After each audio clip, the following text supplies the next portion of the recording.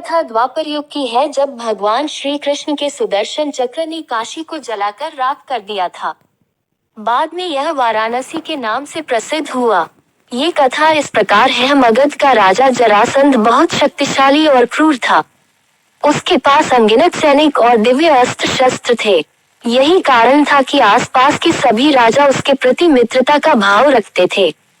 जरासंध की अस्ति और प्रस्ति नामक 2 पुत्रियां थीं। उनका विवाह मथुरा के राजा कंस के साथ हुआ था। कंस अत्यंत पापी और दुष्ट राजा था। प्रजा को उसके अत्याचारों से बचाने के लिए भगवान श्री कृष्ण ने उसका वध कर दिया। दामाद की मृत्यु की खबर सुनकर जरासंध क्रोधित हो उठा। प्रतिशोध की ज्वाला में जलते जरासंध ने कई बार मथुरा पर आक्रमण किया, किंतु हर बार श्री कृष्ण उसे पराजित कर जीवित छोड़ देते थे।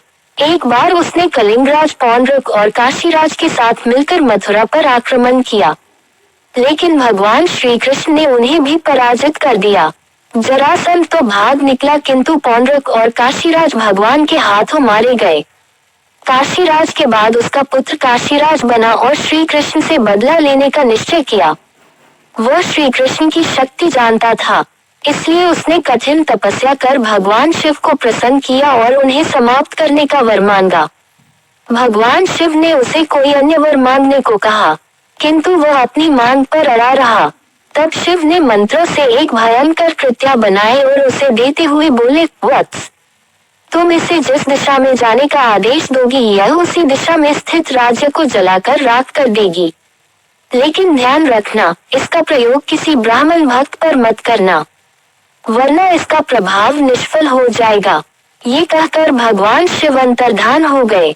इधर दुष्ट काल्यवन का वध करने के बाद श्री कृष्ण सभी मथुरा वासियों को लेकर द्वारिका आ गए थे। काशीराज ने श्री कृष्ण का वध करने के लिए कृत्या को द्वारिका की ओर भेजा।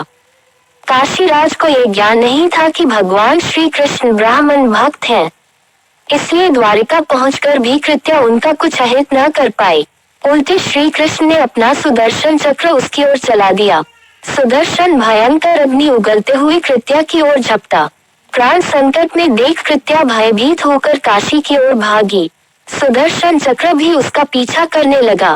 काशी पहुंचकर सुदर्शन ने कृत्या को भस्म कर दिया, किंतु फिर भी उसका क्रोध शांत नहीं हुआ और उसने काशी को भस्म कर दिया।